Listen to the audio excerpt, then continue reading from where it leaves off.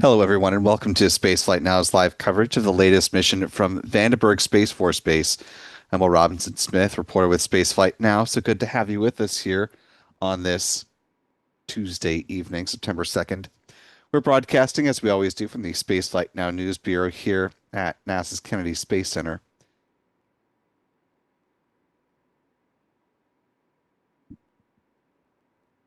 Apologies for the mix-up in time in the video description here. I'd certainly appreciate those of you who were patiently waiting and still stuck around for our coverage. SpaceX is currently fueling its Falcon 9 rocket out at Vandenberg Space Force Base at Space Launch Complex 4 East, ahead of a planned departure at 8:51 p.m. Pacific, 11:51 p.m. Eastern, 03:51 UTC for our friends joining around the world. On deck is the launch of 24 Starlink V2 mini optimized satellites, adding to SpaceX's ever-expanding low Earth orbit constellation. So far, just this year, SpaceX has launched more than 1,900 of its V2 mini Starlink satellites. Again, looking to add 24 in just about 28 minutes. Thanks to the little more than 1,700 of you who are watching along with us live this evening. If you haven't already, you could do us a big favor just by clicking that like button and sharing the stream, allowing some more folks to find their way into this live launch coverage. I also want to thank our moderators in the chat today. Big thanks to Rick Donner and Jeff Hansen for helping us out this evening.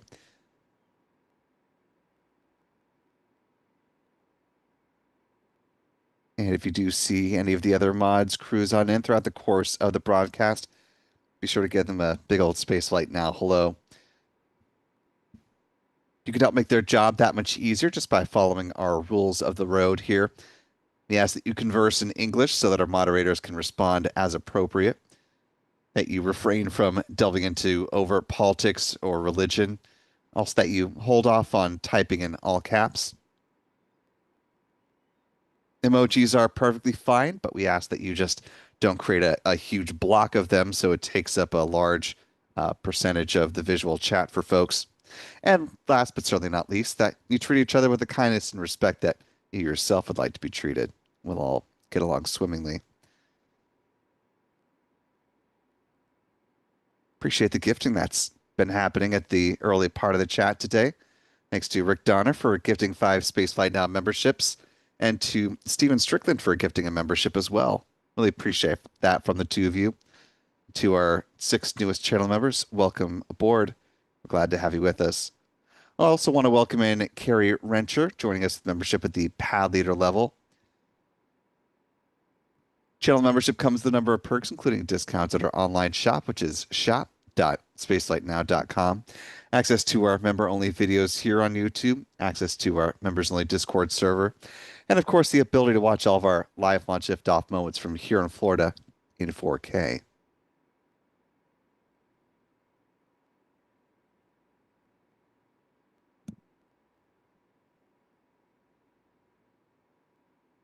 Last little bit of housekeeping. If you have a comment or question about this mission or other goings on in the realm of space or spaceflight, you can use the YouTube Super Chat feature to have your comment or query elevated for discussion. Of course, if it's appropriate for us to discuss as part of our broadcast. Not only will you be giving us some interesting things to talk about as we cruise on through the count, but you'll also be supporting what we do here at Spaceflight Now, and that, my friends, is always greatly appreciated. Want to give a big shout to our channel member community in general for making this and every live launch opportunity possible. So thanks to folks like Cumulus Granatus, Suzanne Hatcher, I'm Lita, the Rocket Girl, Rodent, no last name, Butterfly, and many others. On tap tonight, the launch of the Starlink 17-8 mission, supported by our Spaceflight Now editor, Stephen Young, who is running the technical operations of our broadcast tonight. Got a pair of launches one from the West Coast, one from the East Coast here in Florida on tap for you. So our photography team, given this is a West Coast venture, is off for this one, but Adam will be back in action tomorrow morning. John and Michael actually have tomorrow morning off, but if you're not following our photographers and their handles here on X, here's a good chance to jot those down and head over to that social channel and follow them there.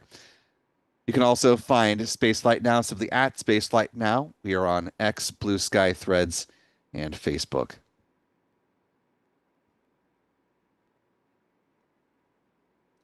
Taking a quick peek now at the satellite view of Vandenberg Space Force Base from the GOES West satellite.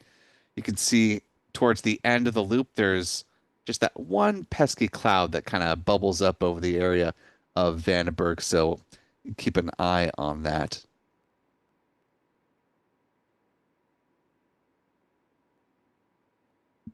Visibility, though, pretty good elsewhere in the central Southern California region.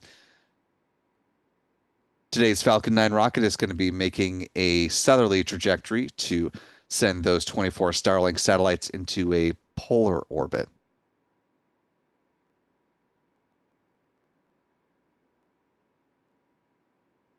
Tomorrow morning's launch is going to be lifting off from Pad 40 at Cape Canaveral Space Force Station, looking to fly just a few minutes before the 8 o'clock hour tomorrow morning.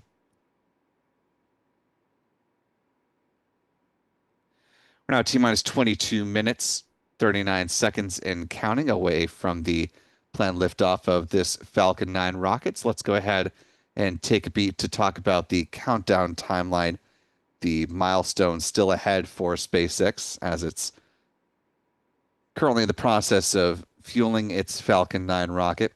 We'll go ahead and get you quickly through the milestones that have already passed it, bring up to speed on what's still on tap. T-minus 38 minutes is when the SpaceX launch director made the call that they were go for the start of prop load. Fueling began at the 35-minute mark with the loading of RP-1, a rocket-grade kerosene on board the Falcon 9's first and second stages. At the same time, liquid oxygen began flowing on board the Falcon 9's first stage.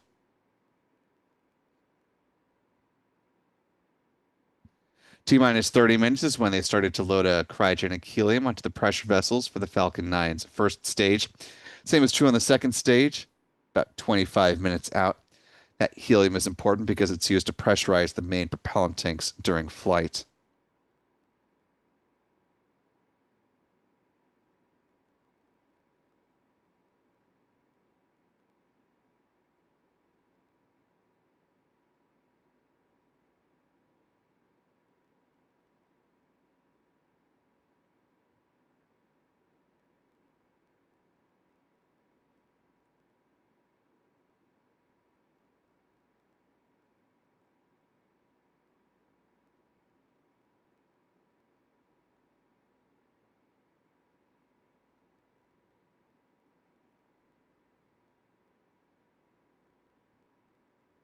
T-minus 23 minutes is when second stage RP-1 loading wraps up.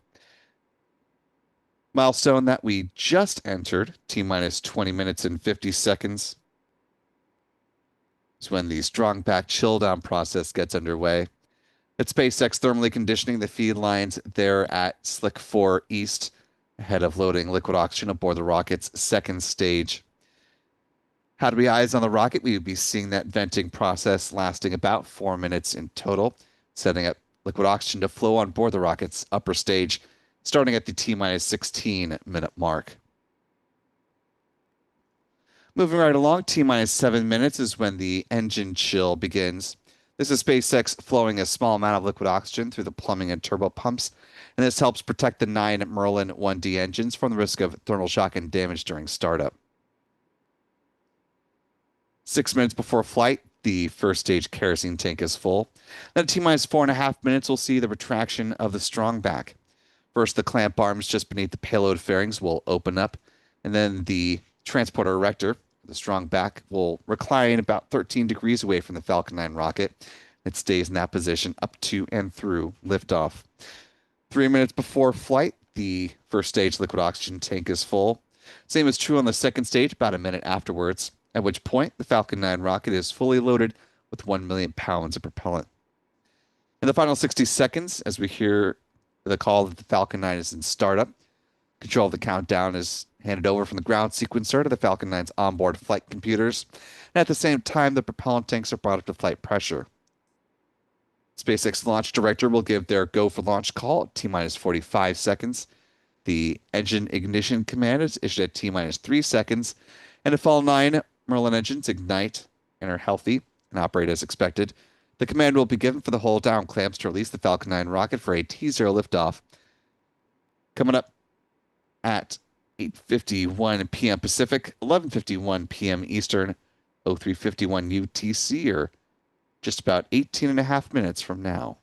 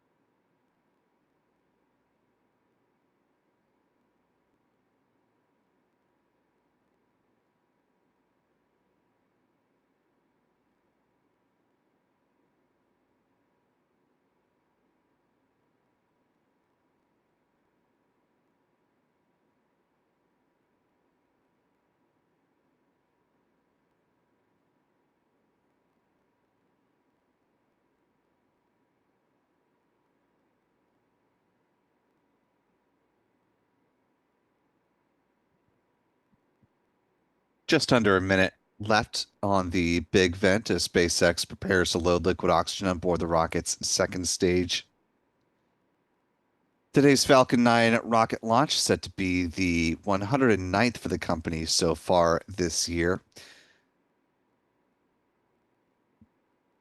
This is also one of the rare opportunities where we get to see a brand new Falcon first stage booster, as SpaceX is set to debut what is believed to be booster with the tail number B1097 in the SpaceX fleet.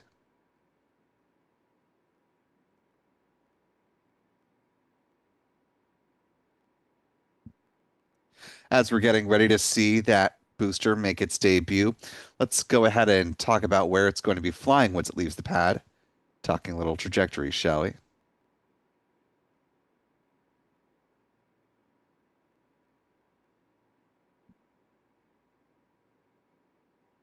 After heading out from Space Launch Complex 4 East, the booster B1097 is going to be targeting a touchdown on the drone ship called, of course, I Still Love You, positioned out in the Pacific Ocean. Touchdown is expected a little before 8.5 minutes post liftoff. If successful today, this would be the 148th good landing on that particular drone ship and SpaceX's 498th booster landing to date. Of course, SpaceX is working to certify its first stage boosters for up to 40 flights each. Same is true with the payload fairings as well. The company saves about $6 million per recovery effort. We believe that is inclusive of both fairing halves. Following their entry back through the atmosphere, they'll make their final splashdown in the waters of the Pacific Ocean under the support of steerable parachutes. Once down in the water, they'll be brought aboard a SpaceX recovery vessel and then on through Port of Long Beach and headed up to Vandenberg, where they will be refurbished and turned around for future flights.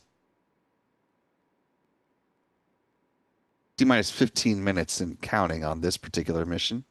Taking a look back at our live chat here, I want to thank a couple more folks for their support tonight. Thanks to Michelle Penland, one of our channel members, with a $2 super chat. Thank you, Michelle, who says, I absolutely love SpaceX launches. Thank you, Spaceflight Now. Thank you for your support tonight. The Rocket Girl, been with us now as a channel member at the mission specialist level for 13 months. The Rocket Girl says, with school now having started, I have to say my sleep schedule will not be adapted for my studies, but still be running just like the launch cadence. Big thanks to Will and the Spaceflight Now team as always. Hey, well, we certainly understand the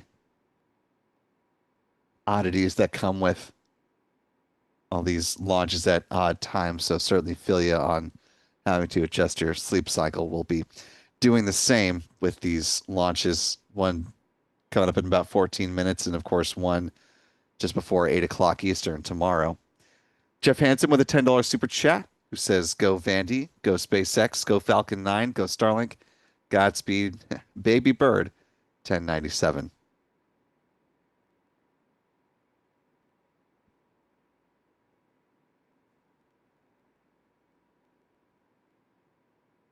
The entrance of B1097 makes the seventh booster so far this year that SpaceX has introduced into the Falcon fleet. And while this didn't always used to be the case, SpaceX is making its debut or has made its debut with its boosters the majority of the time this year on Starlink launches.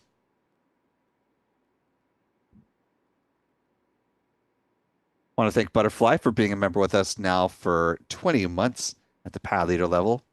It says, I'm still awake, joining from Central Florida. Hey, I feel you on that, Butterfly. We're all still awake here in Central Florida. Suzanne Hatcher, thank you for the $5 super chat.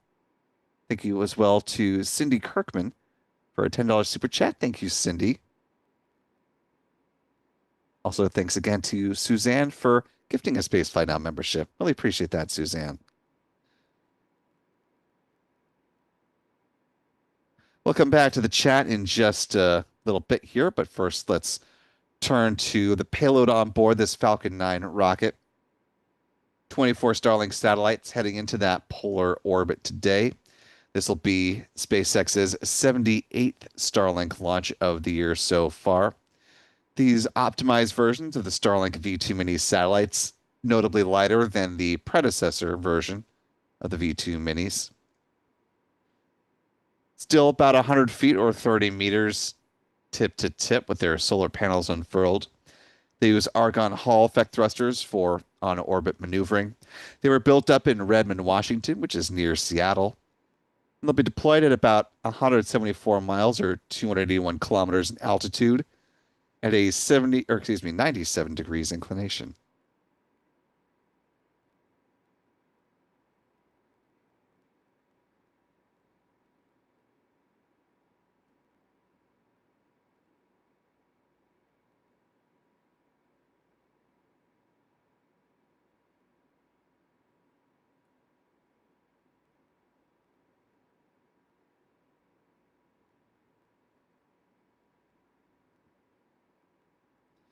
Given that this is the debut of a Falcon 9 first stage booster, there's, of course, no flight history to talk about, but we can certainly take a beat and talk about the Falcon 9 rocket itself, which is, of course, the workhorse vehicle for SpaceX.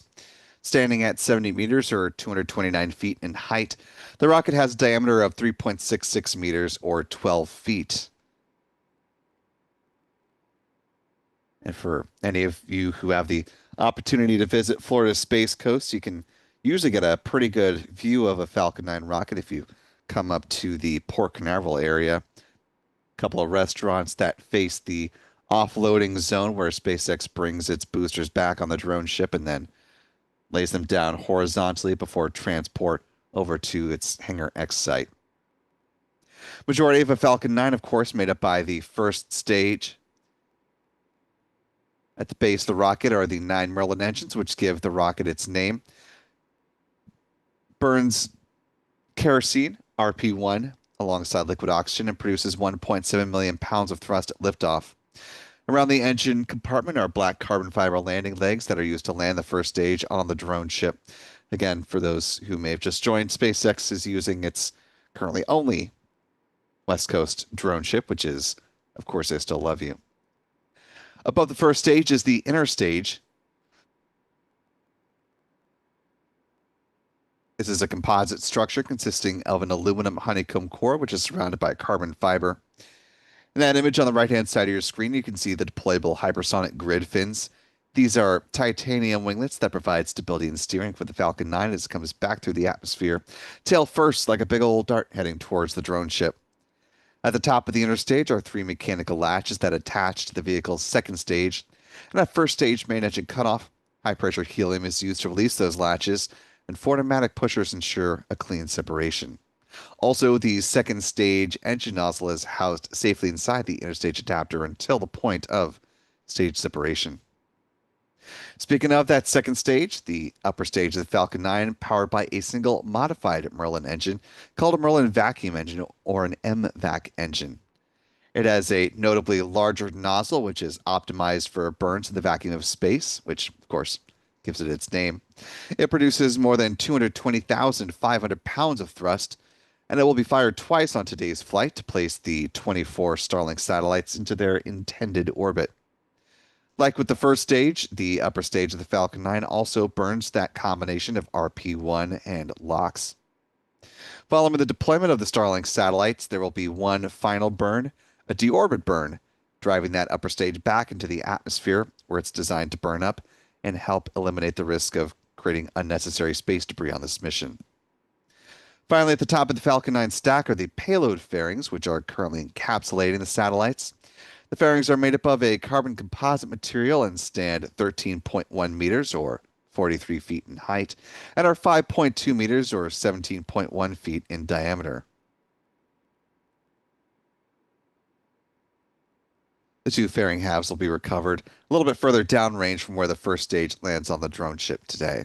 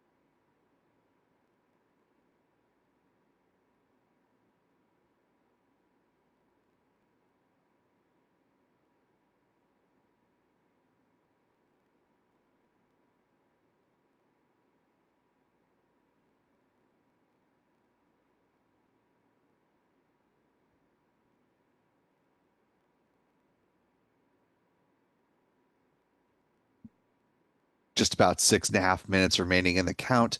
Roughly 30 seconds ago, the engine chill sequence began, and we're coming up on the 6 minute mark, which is when the first stage RP-1 tank should be full. Just about a minute away from seeing the Falcon 9 rocket. Let's go ahead and pop back over a few more comments from our audience tonight before we get our views of the Falcon 9 rocket itself. I want to thank Michael Cisneros for a $5 super chat. Thank you, Michael, for your support tonight. Thanks as well to I Am Lita, also with a $5 super chat, who says, thanks Spaceflight Now, Will, team, and mods for making this the best place to watch launches with great friends. Said it before, and I'll say it again. Well, I too will say it again. Thank you, Lita, for those kind words. Carl Wilburn with a $5 super chat. Thank you, Carl, who says, I was at work in Torrance, California, the last Vandenberg launch. Here again with my 92 coworkers. We had a great view, hoping for the same. Go SpaceX. Certainly holding out hope for you, Carl. Fingers crossed that you got good views tonight. Grandma Lindsay with a $10 super chat. Thank you, Lindsay. Thanks as well to Wendy Noodles for a very generous $20 super chat. Thank you so much for supporting us that level, Wendy. Falcon 9 tanks are pressurizing for strong bag retract. And as you just heard and can now see, we've got good views of the Falcon 9 rocket there, standing tall at Space Launch Complex 4 East. Brand new booster getting ready to make its debut into the Falcon fleet.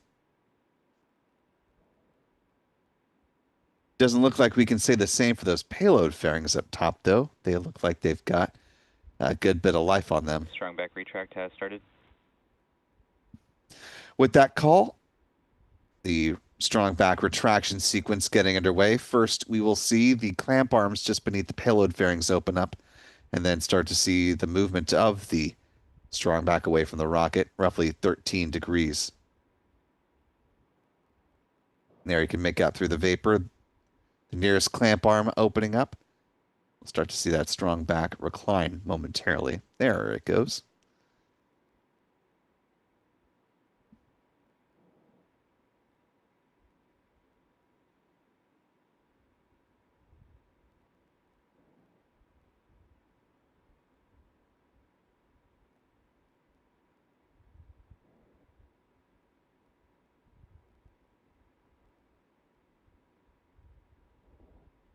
In roughly 30 seconds, we should hear a call that the Falcon 9 first stage booster has completed filling of its LOX tank.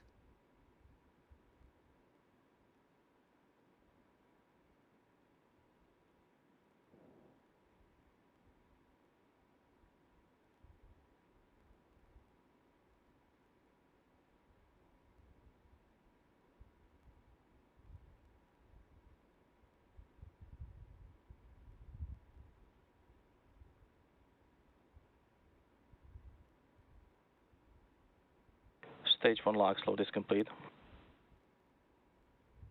Good call there. We should hear a similar call out right around the 2-minute mark regarding the LOX tank on the second stage.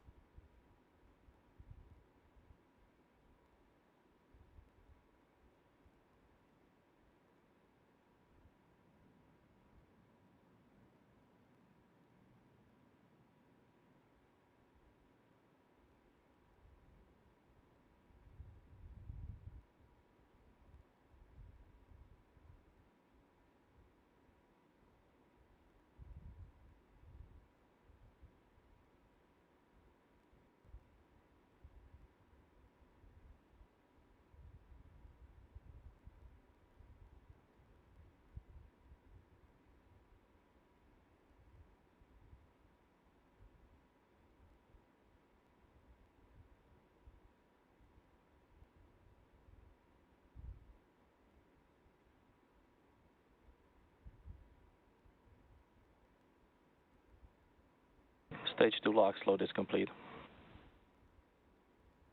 And with that good call out, the Falcon 9 rocket is now fully loaded with 1 million pounds of propellant.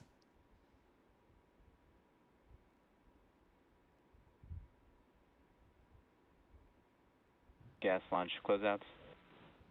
That additional venting you're seeing there from the strong back and that call out you just heard for the ground gas closeouts, SpaceX releasing the remaining liquid oxygen from the feed lines there, letting it vent out. Coming up on the final minute of the count when the Falcon 9 will turn over into its automated sequence. Falcon 9 is in startup. And good confirmation of that milestone. We're now just awaiting the SpaceX launch director to make their go for launch call coming up in the next few seconds. LD is go for launch. And with that good call out, we're going to step back on our commentary, listen in for the final 30 seconds, and be back with you on the other side of liftoff. T minus 3 seconds.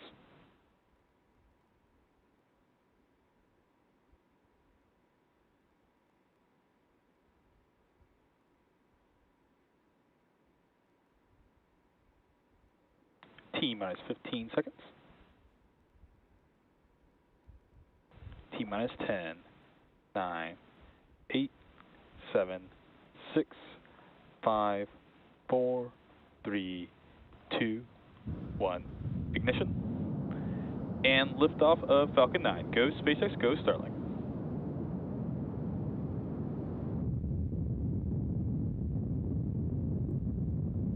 Vehicle is pitching downrange. Stage 1 propulsion is nominal.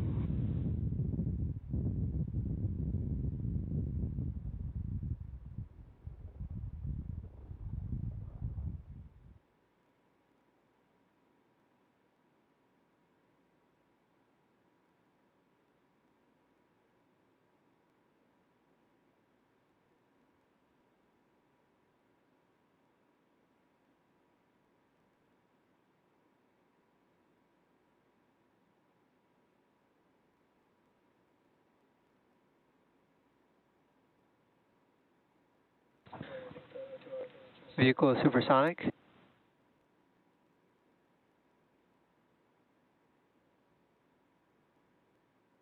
Good calls, good visuals from SpaceX. About a minute into the flight of Max Starlink Q.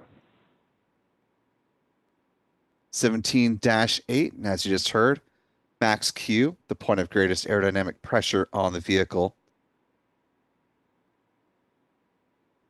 Now through this milestone, SpaceX throttling back up on those 9 Merlin engines, coming up on MVAC chill.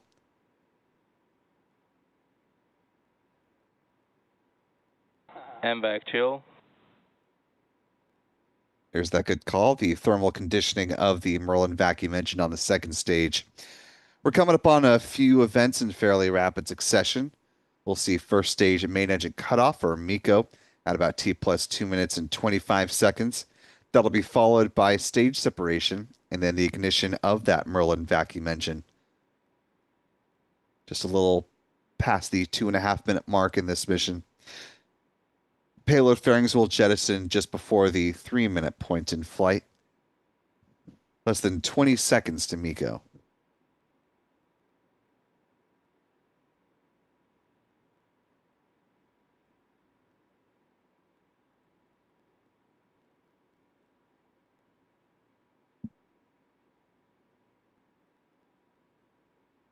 MECO. State separation confirmed. MVAC ignition.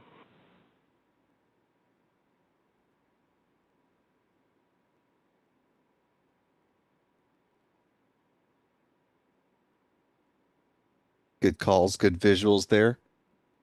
Coming up on fairing separation momentarily.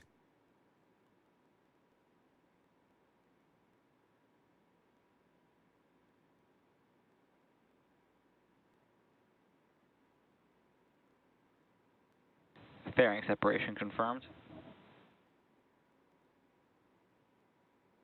And a good visual on those Starlink V2 mini satellites for just a moment there, hitting their lights.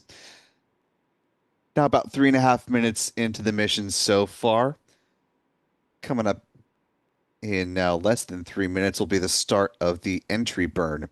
This is when SpaceX will kick 3 of the 9 Merlin engines at the base of the Falcon 9 booster back into work and help to slow the first stage down in preparation for a drone ship landing. About 8.5 minutes into the flight.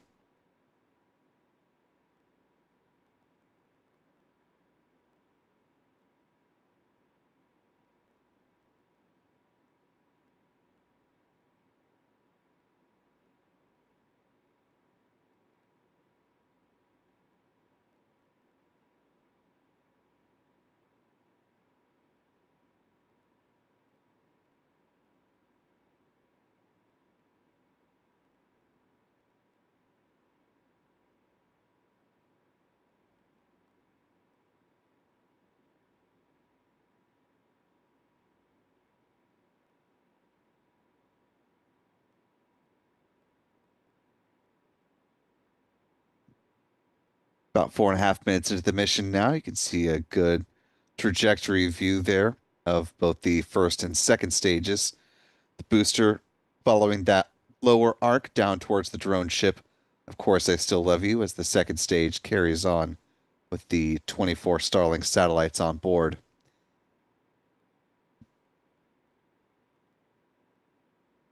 As has been the case with the last several Falcon 9 Starlink missions lifting off from Vandenberg Space Force Base, these satellites are heading into a polar orbit to better assist customers like those up in the polar regions of our globe, like up in Alaska or around Canada.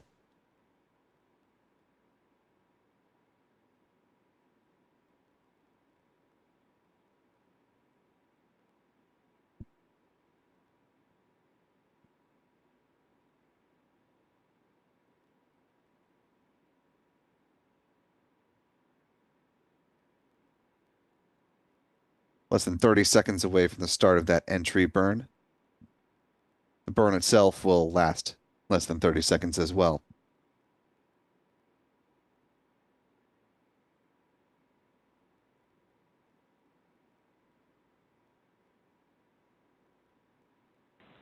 Stage 1 FTS is safe.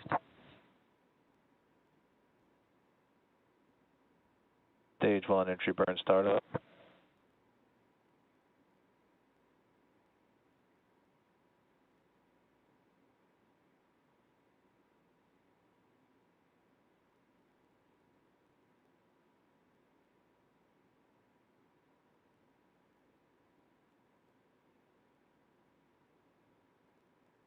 Stage 1 entry burn shutdown.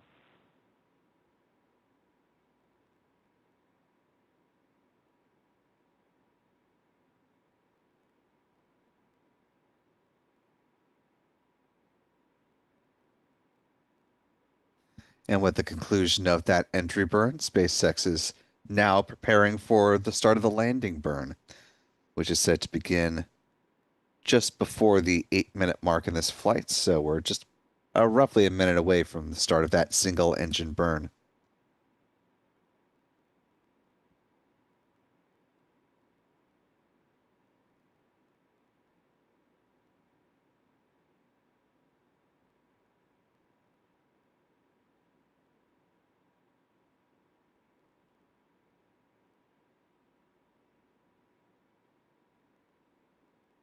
Stage 1 transonic.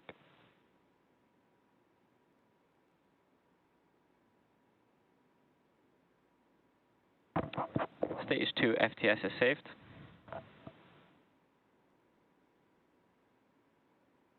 That call regarding the flight termination system on the second stage no longer needed at this point in flight.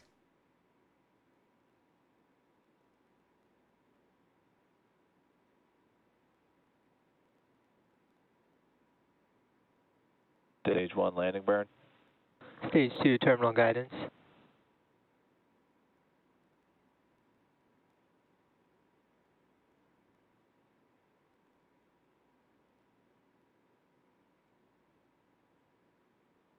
Landing light deploy.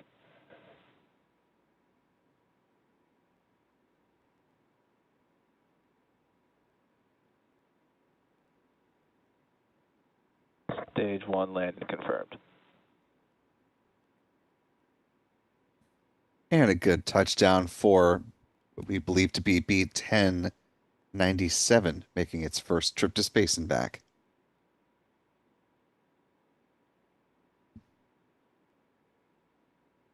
MVAC shutdown.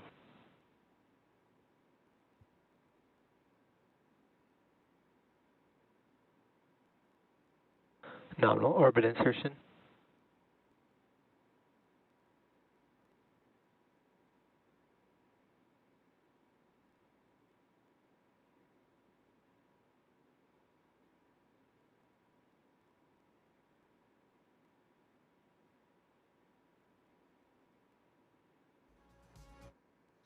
And a good call on a nominal orbit insertion.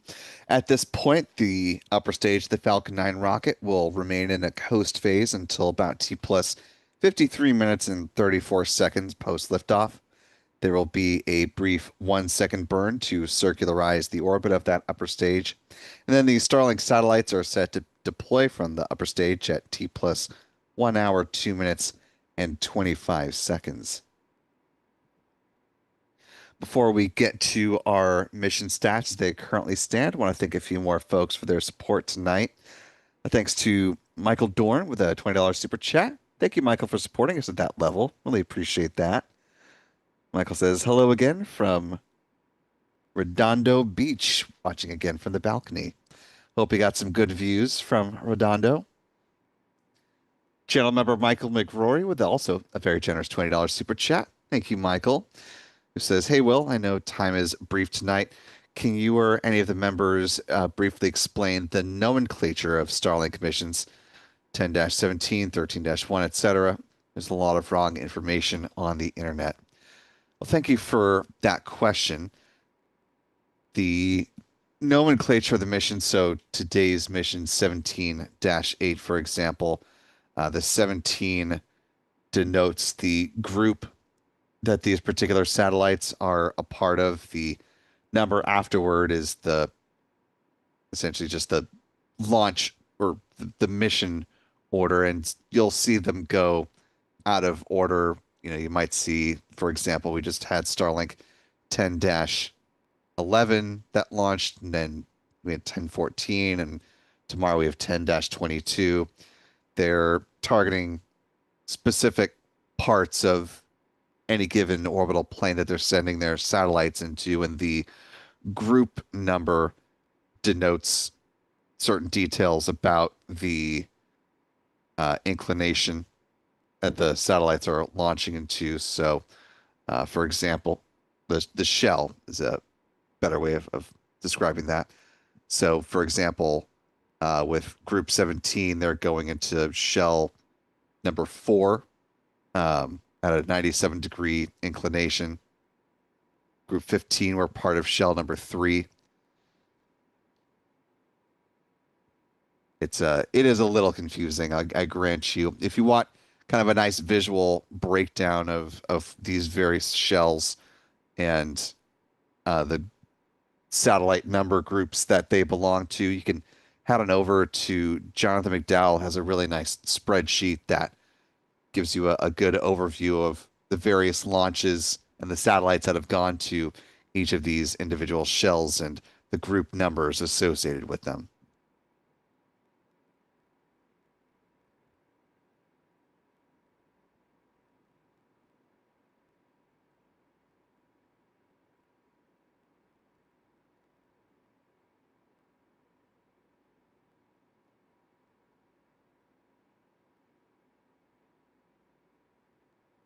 I want to thank Marion Sadowski as well for a $2 super chat. Thank you, Marion. Honda Red Rider 450 with a $10 super chat. Thank you, Honda. He says, thank you guys from the Morgans, the Stacys, Jess and their parents, Snowman, and JB here in Tehachapi. We are ready. Obviously, that coming in before the liftoff. Thanks as well to Jim Edgar for a very generous $50 super chat. Thank you, Jim, for supporting us at that level. Really appreciate that. Jim says, Jim Edgar, Lisa Bean, watching from Snoqualmie, Washington with the cats, Kip, Lola, and Miko. Hope all the cats are doing well. And thanks to Michael for a $2 super chat again. Thank you, Michael. Turning now to our mission stats as they currently stand, with a good liftoff and landing of the first stage booster believed to be... Oop, that is the wrong graphic. 1 second.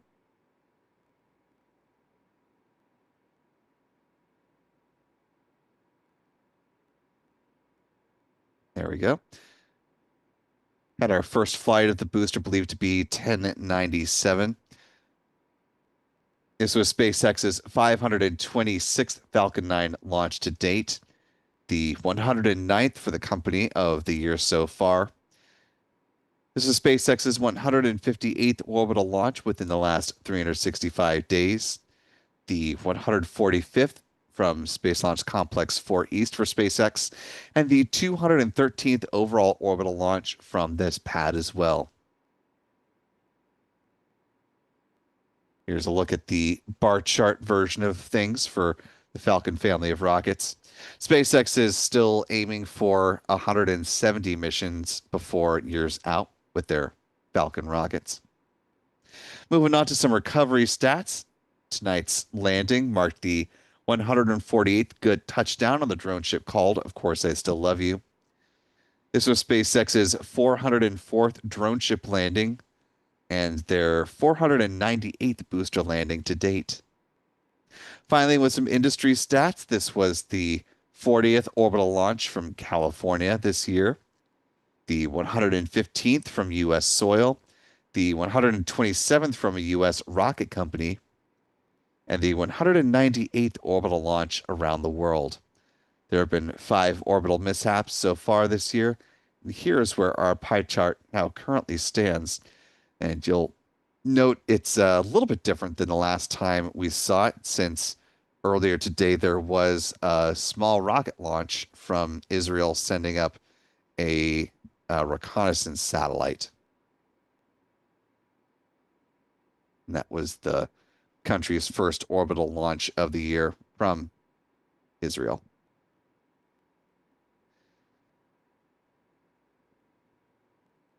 Want to thank Lowkey 3000 for a $2 super chat. Hitting it right at the buzzer before we go ahead and sign off with all of you. As a reminder, though, we do have one more orbital flight before get too much further into the week. Launch of the Starlink 10-22 mission was going to be right at sunrise, but now is a little bit closer to the 8 o'clock hour as things currently stand. So certainly hope you will join us for that.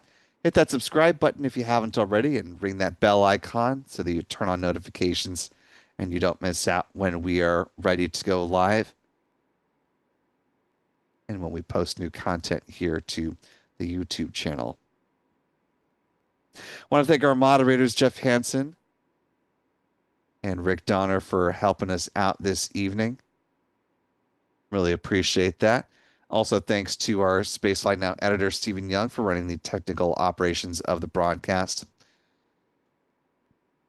Most importantly, though, thanks to you for wherever you have been watching from tonight. We hope you all have a good and restful evening, or whatever time it is for you in your part of the world. And we look forward to welcoming you back in for us here in Florida bright and early for the launch of the next batch of Starlink satellites. All things being equal as well, coming up at the end of the week, another Starlink flight, which, if all goes well for SpaceX, will mark their 500th booster landing to date. So stay tuned for that. For all of us here at Spaceflight Now, I am Will Robinson Smith. Remember, be good to yourselves, be good to others, and we will see you next time, folks. And until then, bye-bye.